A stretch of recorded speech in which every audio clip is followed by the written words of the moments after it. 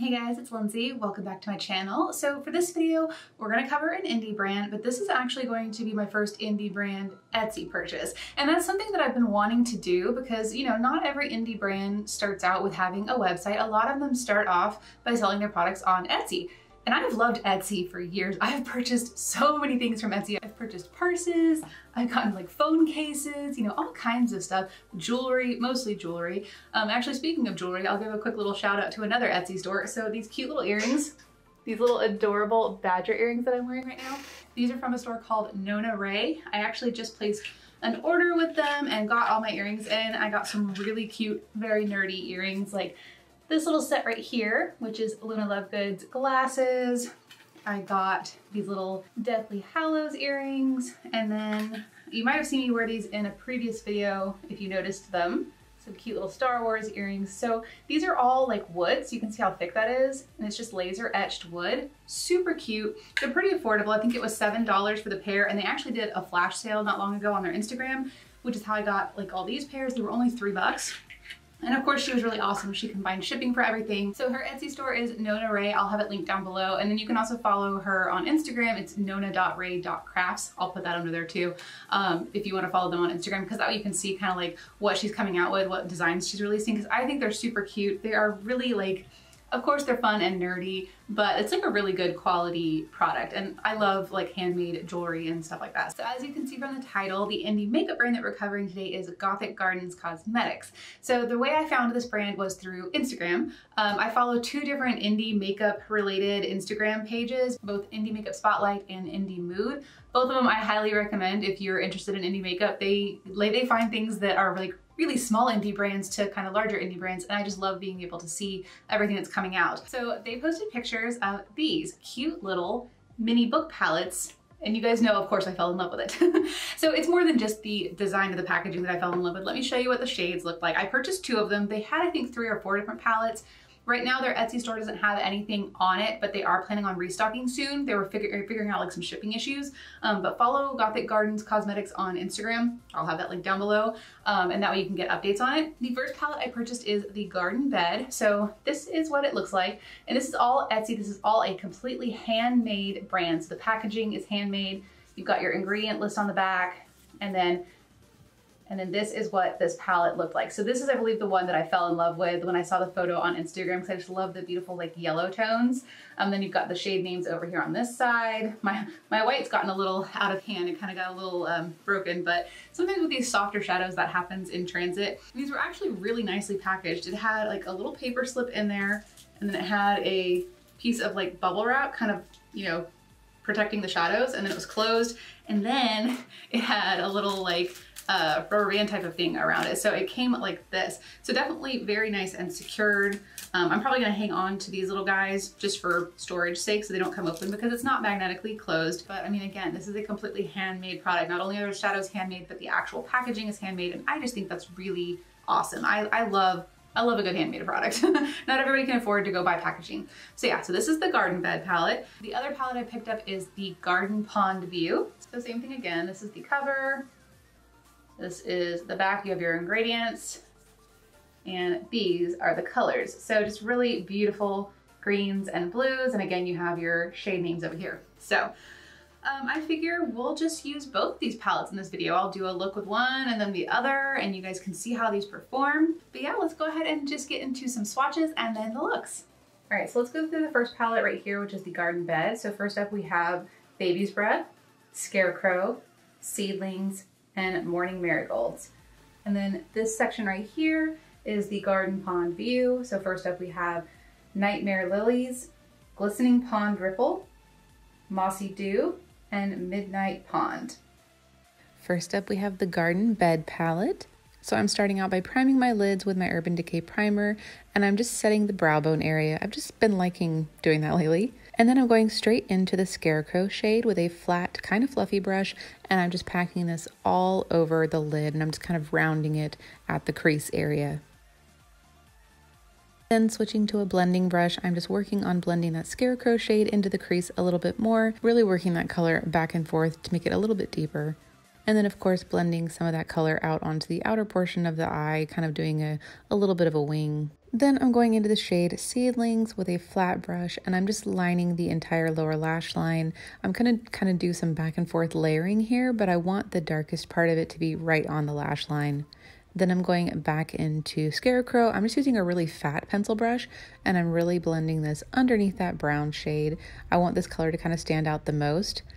And then I'm going to go in with a smaller pencil brush back into Seedlings and kind of blend that brown down so that it mixes a little bit better with the yellow shade.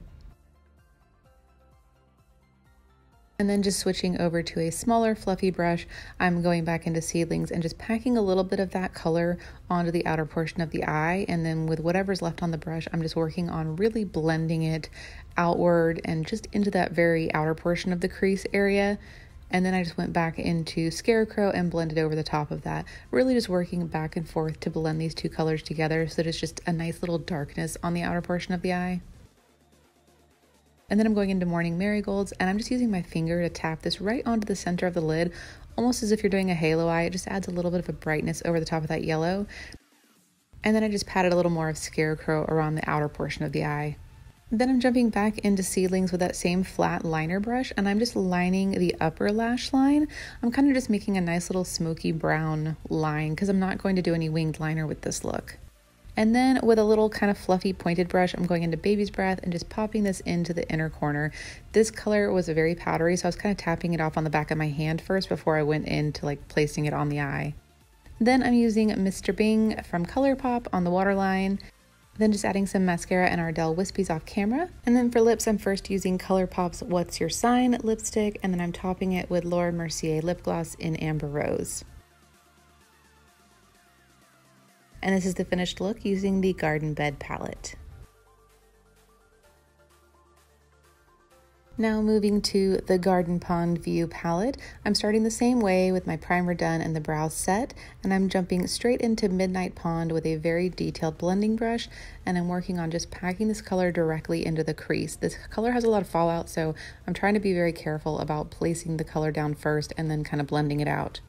Then with another blending brush, I'm going into the shade Nightmare Lilies, and I'm blending over basically the upper portion of that blue shade so that the green kind of peeks over the top of it, but I'm also blending the two together.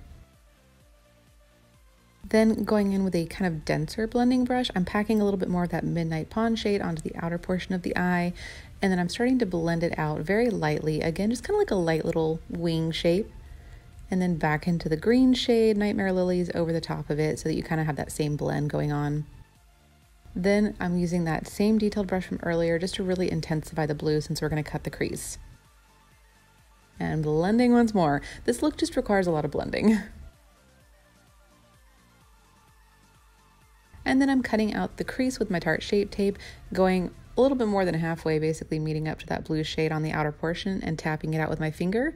Then going into Glistening Pond Ripple with a flat brush. This is actually a dry brush. I'm just packing this color onto the middle portion of the lid. This is a super gorgeous color. And then I'm going into Mossy Dew, and this shade I did spray with setting spray just to really intensify it. And I'm kind of almost overlapping the other shade because I wanted this shade to stand out the most. Then with a more detailed brush, I'm taking that Mossy Dew shade and adding it to the inner corner for my highlight. Back into Midnight Pond with that dense blending brush, just kind of making sure it blends nicely with the shimmer shades on that outer portion. And then I also went in with my little tiny detailing brush just to really intensify that cut crease area and fix the part where the concealer kind of transferred a little higher than I wanted it to. And then with a fluffier pencil brush, I'm going into Nightmare Lilies and running that all on the lower lash line area, really kind of making this blown out. And then with a smaller pencil brush, I'm going into Midnight Pond and basically going over the top of this, keeping this closer to the lash line. And I did end up switching over to a flat brush just to really get a nice blue line right at the lash line. Then I'm going into the Fenty Diamond Bomb highlighter and just adding a little bit over the top of that inner corner highlight for a little bit of extra sparkle. And then adding the ColourPop Teaspoon liner in the waterline for a nice fun green pop. And then I decided to add a blue mascara to the bottom lashes. This is just a NYX mascara.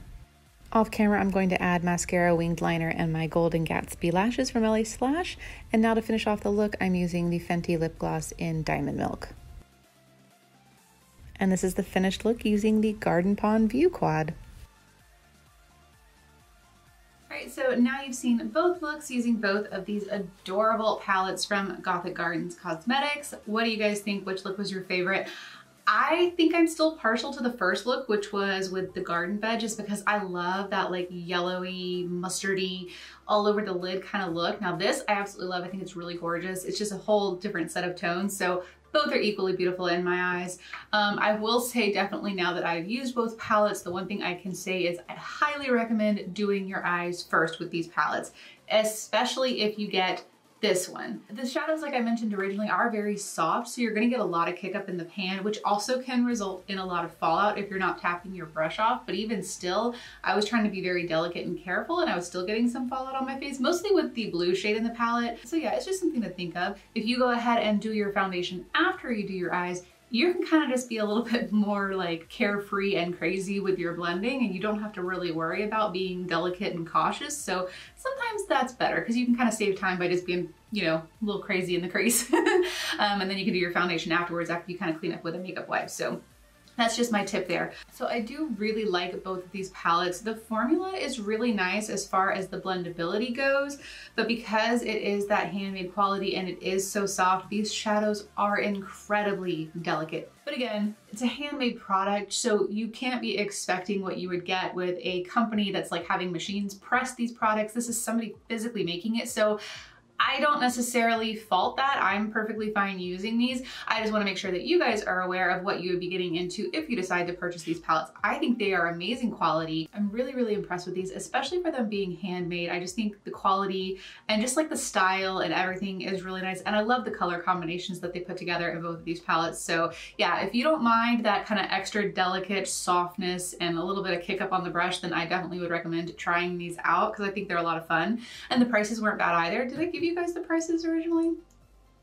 If I didn't, let me go ahead and tell you now. So when I bought both of these palettes, they retailed for $12 a piece, and then because I bought two at once, they combined the shipping. My shipping was $5.12 for USPS first class. I don't know whether or not they ship internationally, being that it's just a small Etsy run business. I don't know that they would. They don't have anything on their site for sale right now. So once they have that stuff restocked, then you can kind of check it out. Like I said, on their Instagram, it did say they were going to be doing a restock soon. So I would just say if you're interested in this, just kind of keep your eye out on their Instagram. That's really the best thing I can recommend because they post when they've got restocks, you know, they give you a little bit of a heads up. That's how I got these two because apparently they had been sold out and they were doing a restock and I saw it on their Instagram. So I snagged them. So yeah, if you're interested in taking your whole indie brand love to the next level and trying out something that's handmade, I definitely suggest giving this a try. I really am happy with these and I look forward to purchasing more from Gothic Gardens in the future. I think these were really fun. I don't know if they always do this little mini book style. I think you might be able to buy a single, so we'll see, but I will definitely be keeping an eye out.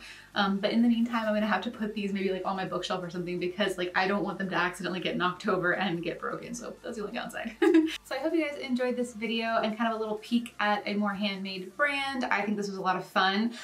If you guys enjoyed it, please give it a thumbs up. And if you know of any other like Etsy brands or, you know, smaller handmade brands that you've tried or have heard about, let me know in the comments below because I definitely want to try out some more of these really small brands because you can find a lot of hidden gems that way. So, oh, and don't forget that today is Tuesday. So at midnight tonight, I'm Central Standard, so midnight Central Standard Time, I'm closing the giveaway for the 5,000 subscriber giveaway. So if you haven't entered by then sorry. I'm closing it at midnight and then I will pick a winner and I will contact that winner before I let you guys know. So you might not hear who the winner is. I'm hoping I'll be able to say it by Saturday, but I just want to make sure that I've had a chance to contact them, talk to them, you know, that kind of thing, so that, you know, just in case if they don't answer, I think like I said, if they don't answer within 3 days, then I'll pick a different winner. So yeah, make sure you've got your entry in by midnight Central Standard Time tonight, which is Tuesday, because that is the cutoff. So that's all, and I will see you guys in my next video. Bye guys.